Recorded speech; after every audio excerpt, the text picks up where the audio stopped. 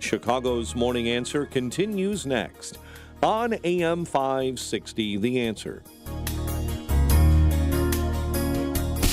Now, from the Signature Bank Studios.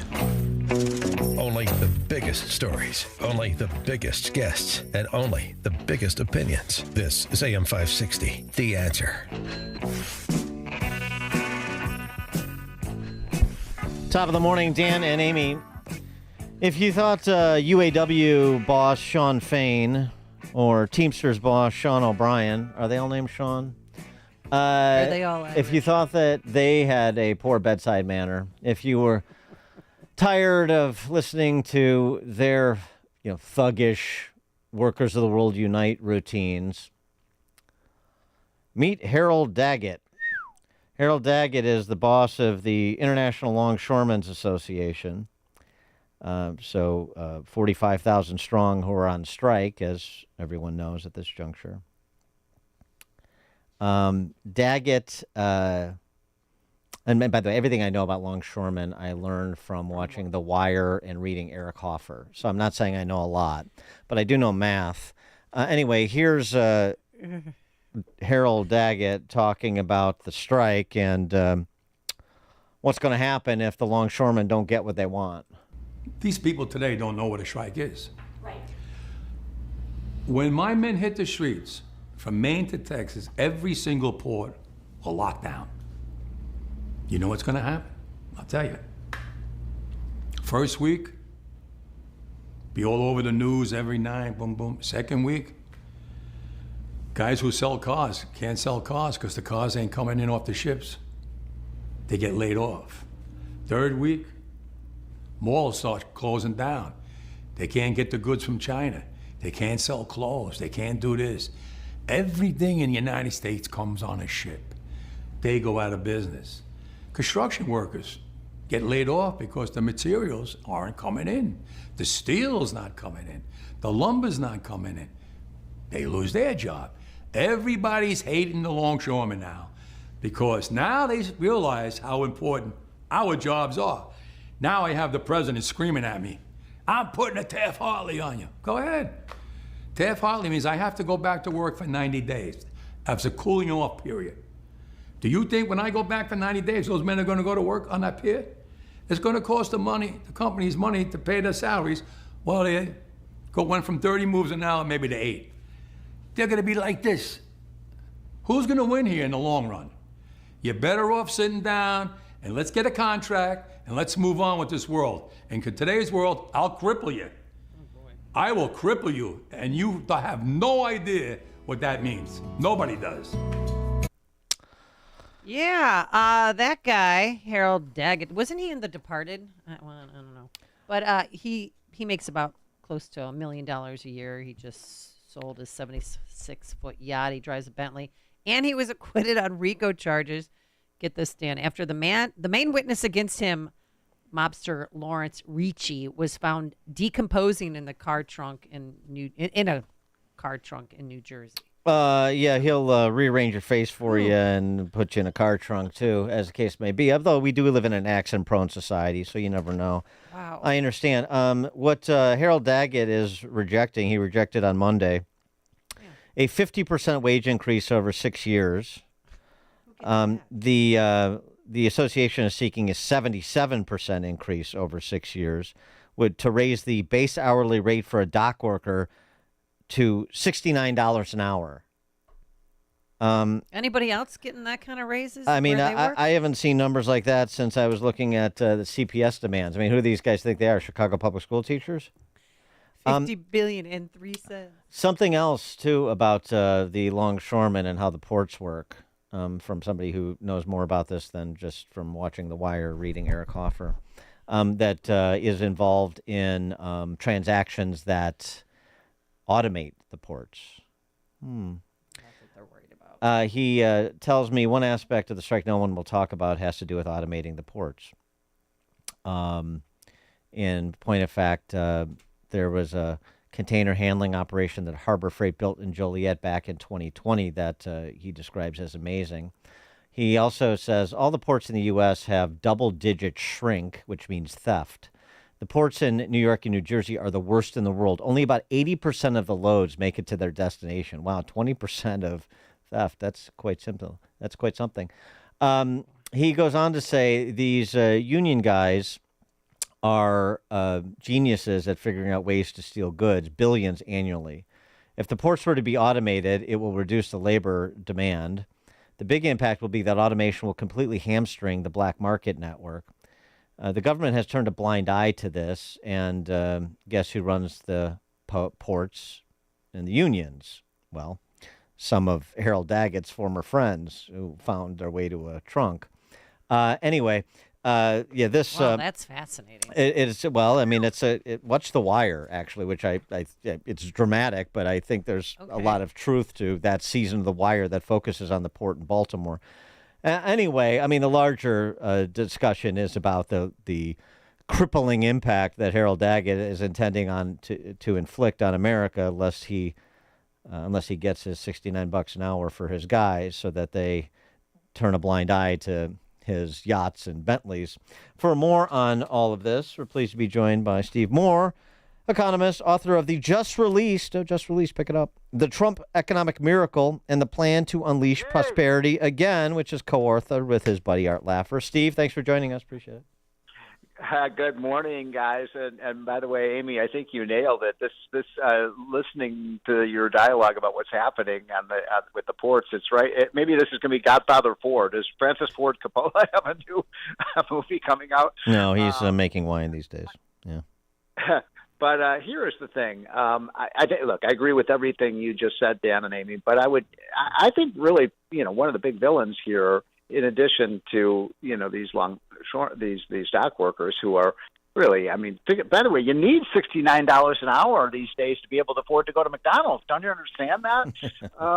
You guys, I mean, look, there is something called the Taft-Hartley bill, and I'm not a big fan of it. I don't like, I'm a pretty libertarian. I don't like the government intervening in these kinds of things. But the truth is that what the Taft-Hartley bill says, when you've got workers that are in an essential industry for the commerce of the United States, that the government can intervene and keep these people on the job. But maybe we slow walk. We're not doing 30 containers. We're doing 8 an hour. I got to take a break. I get that. Yeah, right. I get that. But you're missing my point. Doesn't it seem like just in the last month or so, the wheels are just coming off in terms of every aspect? I mean, you got the crazy, the incompetent response to the hurricane in the southeastern states. Now you got the strike that's going to shut down the entire eastern seaboard. You got missiles going into Israel right now. It seems like there's just an incompetent administration. Now, here's the thing. Okay. It would be in the interest of Joe Biden and especially Kamala Harris to get this thing over with, right? I mean, we're 4 or 5 weeks from an election, and you're going to have the whole commerce of the country basically disrupted by this union. Well, incidentally, it's only going to take 5 or 6 days before you see. You think inflation is bad now? Wait till you go to the grocery store and you're not going to have any, Cocoa Puffs on the shelves because of this strike. So it means but here's the thing: is What? Biden going to fold, or will he be Reagan, or is he going to let the strike continue to hurt Kamala? Because deep down inside, he might not really like her. Well, that's so funny you should say that, Amy, because some of my conspiratorialist friends, Biden and Harris are not, they're not, they don't love each other. Let's just put it like that. So maybe he's trying to intentionally undermine her presidential bid. But what I'm telling you, this is like craziness. It's going to cause a lot of, he is right. What's his name again? The union president? Harold Daggett. Yeah. Don't forget it. Daggett. What a great name. He's right. If you shut down those ports, it's going to cause a disaster. Now, another quick point, if I may. One of the things they're against is automation. That's like, typists saying, we can't allow computers. Computers, that's going to put us out of our jobs. We have some of the least efficient ports in the world. We're way behind China. We're way behind Europe in terms of the efficiency of our ports because they won't allow any kind of automation to go on. It's craziness. It adds to the price of everything. Yes, absolutely, we're going to automate our ports. I was just in, I think I told you guys last week, I was in Laredo, Texas, which is a huge port of entry for massive amounts of merchandise coming in from Mexico and other countries. Those trucks are lined up for 3 miles. I'm like, come on, there has to be a better way to do this through automation, and it ain't happening because of the unions. All right, let's get your take on how J.D. Vance handles the debate generally yesterday, including the discussion on Trumponomics versus Kamalanomics.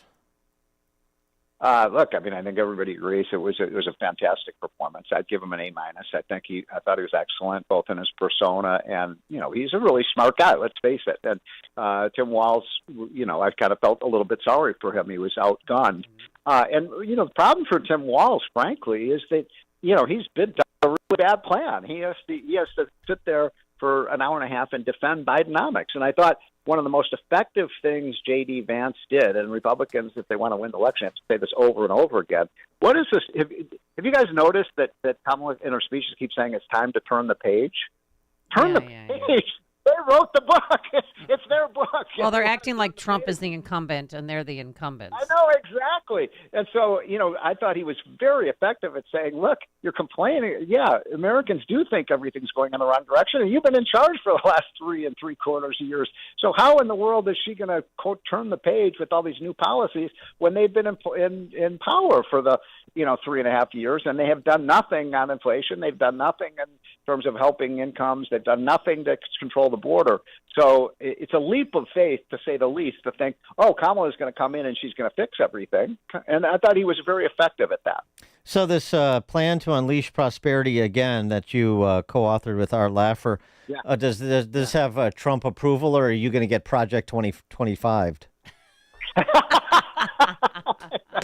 I think it's so funny, by the way, that they keep bringing up Project 2025 because, frankly, I bet most Americans don't even know what Project 2025 is.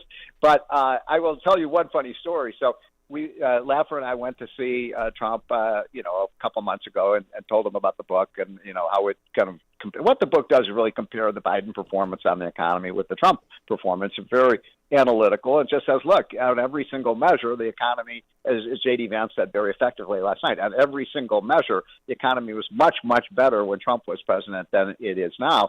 And anyway, so he said, what are you going to call this thing? I love this. And the working title of it was Trumponomics 2.0, because we had written a book, 6 years ago called Trumponomics. He said, no, I don't like that. Call it the Trump economic miracle.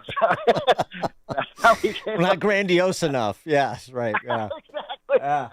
But he wrote the foreword to the book, and it just came out. It's like, you can get it on Amazon. It's like $13.95 or something. It's a short book. You can read it in 3 nights, but it really does lay out the case for, look, this is what happened under Trump. We did have an incredibly prosperous economy. This is what's happened under Biden.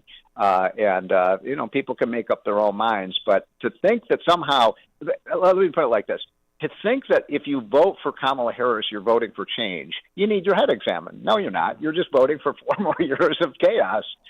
Stephen Moore, economist and co-author with Art Laffer of the just-released The Trump Economic Miracle and the Plan to Unleash Prosperity. Again, The Trump Economic Miracle. Pick it up at Amazon or wherever. Before we go, can I ask you one quick question? Yeah. Sure. For both you and Amy, I was listening to the Chicago News yesterday, and they were saying, there's negotiations going on between Brandon Johnson and the Chicago Teachers Union president. Who at the bargaining table is representing the taxpayers? Yeah, well, yes.